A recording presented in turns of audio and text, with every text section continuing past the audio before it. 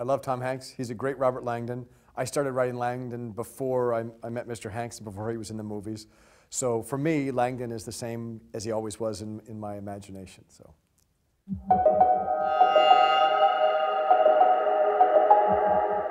Well, he's intellectually curious. He's passionate about symbols and codes and artwork and history, and particularly religious history. And in Inferno, he has to use a lot of that knowledge to, I guess, to save the world, really, is what it comes down to.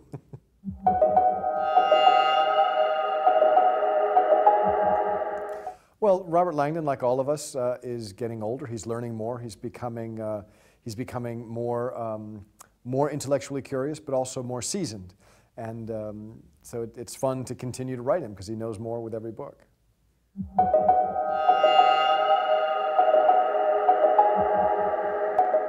I am actually. I have to be in order to stay focused on these books. For this book took 3 years, a little bit more. I have to be very excited about what I do.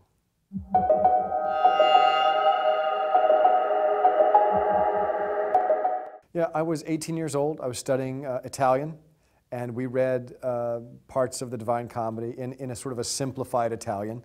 And I remember thinking how terrifying it was, how modern it felt, even though it was 700 years old. And it struck me that it was so modern and so vivid.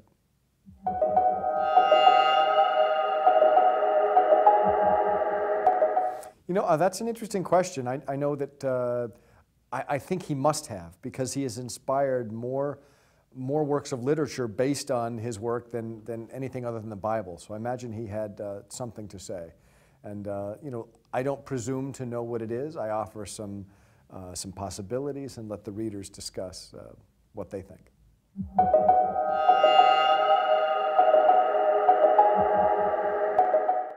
Well, many messages. My first goal is that they're enthusiastic to read it and that it's fun to read. But as far as a message, I hope that they rediscover, or maybe for the first time discover Dante, discover some of the artwork that Dante has inspired, but also understand that we live in dangerous times, that overpopulation is an issue that affects all of us, and that we can't live with our blinders on pretending it's not an issue.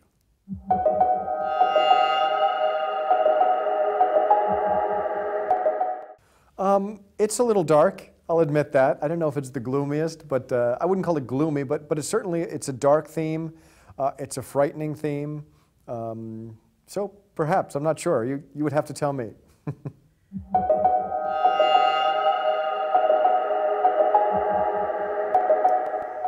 Well, to answer that question, let me just say this, that the human species has never created a technology that we have not weaponized.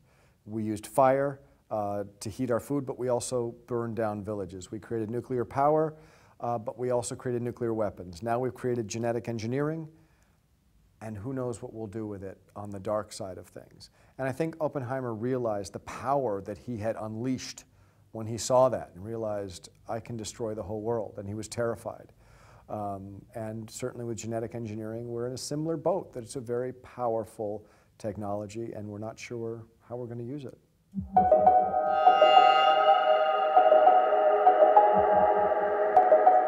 Well, it's one of the points of the book, certainly. You know, I would say the underlying theme of the book is that we cannot be so prideful as to imagine that the problems of the world don't affect us, that we need to really be humble and realize that Mother Nature has a way of correcting things.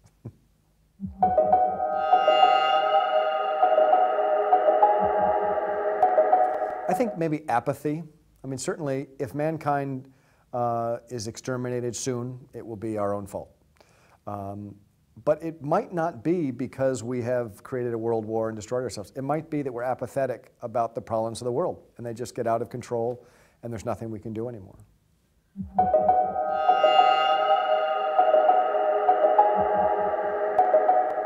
Well, I'm afraid of it, but like the rest of us, I often live in denial, that I don't think about it. And there's a quote at the beginning of the book, "The darkest places of hell are reserved for those who maintain their neutrality in times of moral crisis."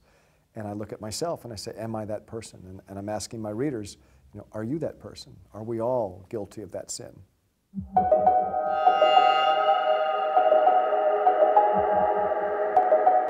Well, you know, I don't know if there's a real hell. The logical side of my brain says that's crazy. There's no real hell, there's no real heaven. But we all have a spiritual side too that has to imagine that when we die, there must be something else. I don't know the answer. We'll all find out.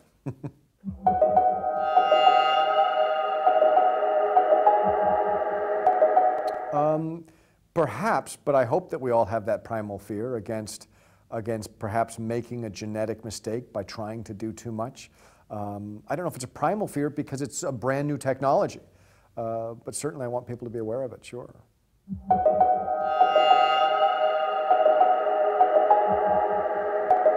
It's about half and half, I think. This book took a little over 3 years.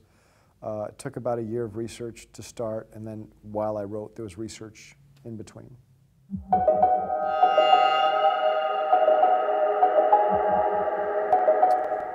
Important as a point of departure, but you have to be very careful with the internet. You know, half of what's there is not true. So you need to use the internet to figure out what you want to write about, and then you read books, and most importantly, you go and you meet people. You meet the curators and the specialists and the scientists and these people, and talk to them face to face, and that's how you really get the best information.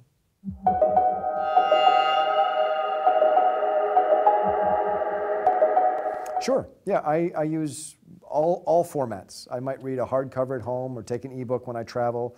I think it's wonderful that publishing companies are now able to deliver deliver content to their readers in all of these different formats. And so these are brave new days in publishing and exciting.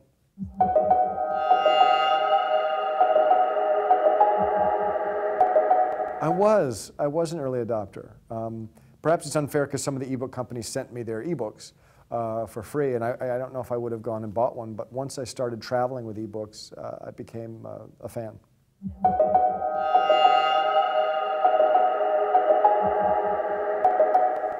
Many. I've been very fortunate to travel extensively in Europe.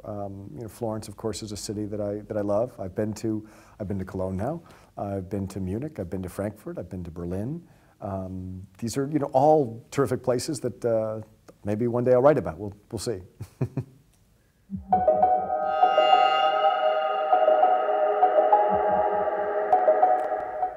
I don't really. I very simply set out to write the book that I would like to read, and then I hope people share my taste. And it seems that a lot of people do share my taste, so I'm very fortunate. I know that.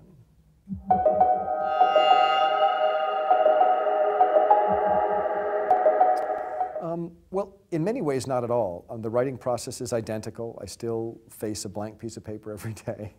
I have a little bit less privacy, but researching becomes easier because I have access to wonderful people who are happy to talk to me, specialists and curators. So it's, I would say it's 97% wonderful.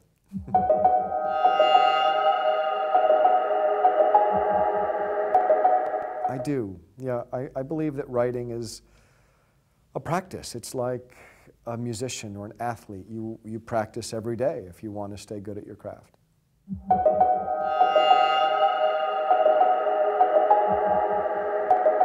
My dad is a mathematician and a math teacher, and he loves codes and ciphers. When I was a little kid, he would create treasure hunts using codes. And so even when I was a child, I learned that codes and puzzles were fun.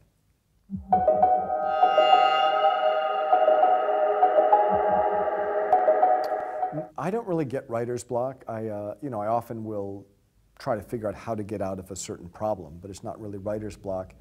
I know a lot has been written about the fact that I use gravity boots and I sometimes hang upside down, which I realize makes me sound very strange, but it's just what I do.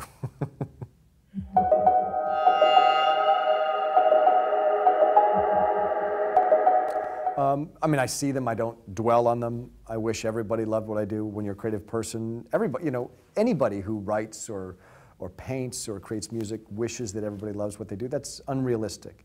All you have is your taste. You create to your taste. You hope people share your taste. Some do, some don't. So I know that there are good reviews and bad reviews, and I don't pay much attention to either one, really.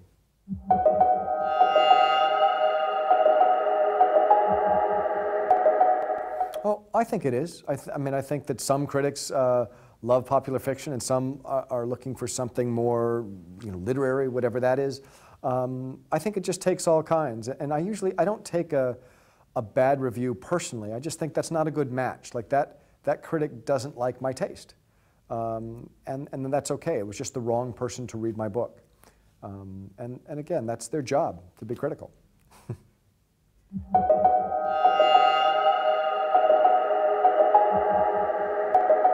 My wife would like me to do that.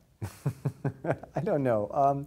I enjoy writing on some level. It's very difficult, but it also keeps me alive and keeps me thinking.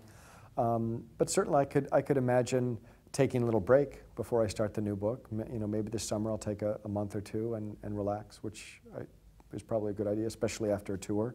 I don't usually tour for books, so this is rare for me to be out talking to the press, and it's a lot of fun, but it's also very tiring. So.